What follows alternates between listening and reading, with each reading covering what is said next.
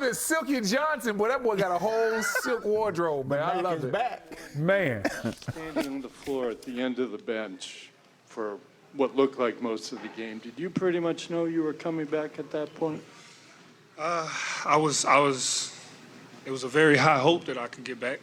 My body just, as long as my body kept responding the right way for me, and it did. I got to get into shoot around, test it out, and it felt good. It felt good that day as well, but better safe than sorry. I didn't really get a chance to try it out that morning before that game one, so we didn't want to risk it, and it wasn't feeling too well. But I was just kept telling myself, game two you're playing. Okay, how hurt you are, you got to give it a shot. And we were very aggressive with treatment. 2-a-days, I was in the pool doing pool workouts, and just everything I could to speed this recovery up. Marcus, how difficult was it to sit and watch what happened in game one? And what was your mindset coming into this one? Looked like you were aggressive pretty much on both ends of the floor out there tonight. Yeah, it was a lot for me. I was very frustrated with that because I couldn't get out there and help my teammates. I had to sit there and watch, us struggle the way we did, and knowing that I probably could have helped was very painful. But at the same time, it was good for us. It was good for our team and our guys to play through some more adversity. And that's not having two of your starters, and you got to find a way. And, we led 3 quarters, and they had that one big quarter, and that was a teaching moment for us. And then for me today, it was just, just come out, be as aggressive as you can, and not let the same mistake happen. We playing against a really, really, really, really good Miami team. And, when you make mistakes, they make you pay for it. And we got to limit those mistakes. And that was my mindset. Come in, get Jason, Jalen the ball, Al, get them their shots open. And then, take what the defense gives you. Hey, Marcus. Tonight you defended Jimmy Butler for 31 possessions and held him to only 9 points, according to Second Spectrum tracking data. What are the challenges in defending a guy like Butler, and also what is your assessment of your individual play with that matchup tonight? It's tough. Jimmy's a warrior, man. Jimmy's been doing this for a long time. He understands the game. He understands, his strengths.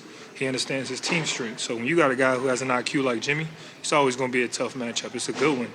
I love going up against Jimmy anytime I can. As a defensive player, as a competitor, he's going to make you work and he's going to make you better. So, we knew it was tough. For me, my assignment was just to make everything tough for him. We knew he was going to hit some shots. If he did, he had to work for him. And that's just the way I came in. And, it was a full team effort. It wasn't just me. I had some help from everybody. We all threw some guys at him, and we all had a chance. And that's what it comes down to, we all pros, and we're all good. We're going to make tough shots. We just want to make it as hard as possible for them. Marcus, it's because of injuries and all that stuff. You guys haven't had the opportunity to have you and Rob and Al kind of at full strength, have that defense that you've had from the regular season. How good did it feel to just be out there and know that you had those guys behind you and you had that regular season #1 defense kind of intact in this game? Oh, it felt amazing. The beauty about this team is we got to play through adversity early on in the season with the injuries and stuff like that, COVID. And we got to see what we were really made of. And, we got to learn from it. So for us, it was always next man up. So, but it did feel good to have that unit out there that we know, when we're out there, what we can do. And it showed tonight. In game one, especially in that third quarter, there was just a ton of turnovers real fast, where every time you guys tried to move the ball, it's like a little lax and they just pounce on it. And tonight, there were a lot of those moments where they almost turned you guys over, but you held strong, you dove and you moved it. Like, what was that little extra edge that you tried to bring tonight to keep them all? Just what I always do, being the energy guy that I am, being the point guard that I am. I take a lot of pressure off our guys, so they don't have to try to force it as much. So they could be who they are, and that always helps. And tonight, that was the main goal. We can't let them out hustle us, beat us to loose balls, offensive rebounds where they killed us, and transition and turnover. So we cut those down, and our defense do what it does. So we just wanted to come in and beat a harder playing team tonight, and I think we did that. I know you spent a long time trying to get the Defensive Player of the Year award. You also spent a long time trying to be the point guard of this team. to come back tonight after the turnovers you guys had the other night, have 12 assists and 1 turnover, instead of you guys down, like you said, during the game, how much pride do you take in, your ability to kind of run the team the way you've always said you had the ability to? A lot of pride. That's what I've been doing my whole career. That's what I got drafted here to do. And, I just waited my turn, and I'm blessed to be in the situation I am, to have the opportunity to go out and show what I can do. And, I think everybody in the organization and the world is seeing what I can do at that point guard position. Hey, Marcus, I know you spoke on it just a second ago, but that third quarter tonight after what happened a couple nights ago, you broke a couple ankles there in that third quarter. You hit a couple of threes. What kind of locked in for you to make sure that you guys held that lead tonight? Just be who I am, come out and be that leader, stay on top of my guys. It was a little bit tougher in game one to do it because you weren't out there. And as a player, sometimes when you're on the court and the guys or who's not on the court trying to tell you, you just kind of really don't want to hear it. You listening, but it's tough, and it's a different type of energy and feel when, when I'm out there on the court able to bark out the commands and really get into my guys and get them motivated. Because now it's like, okay, if he's going to go out there and do it, I don't want to be the guy that's slacking, so I got to come with it. And that's the beauty of having me on the court, to do that, to settle us down, to get us what we need to do, and make plays for my teammates.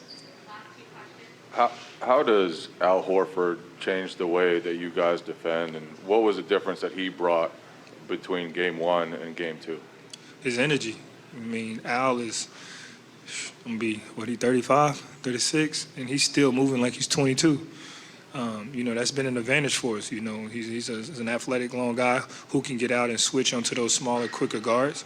And it really, keeps our defense compact, and it's not really a mismatch that teams can really try to go after, especially with me and Al on the floor. And that's big for us. Al has always been big for it. He's a great leader. He's a great vet. And that's what we expect from Al. So you take a lot of hits on the court, and you're often on the court. When did you learn that you could absorb all that? What were the circumstances that led you to know you can be a tough player on the court? I'm the youngest of 4 boys. My whole life, you got to fight. You got to be tough, or you might as well keep it pushing. So my whole life is how I've been. I'm from Texas, where football is, prominent for us. I played football, and, you built that. And like I said, being the youngest, you ain't got no choice but to be tough. And that's just how it was. Thank you, guys.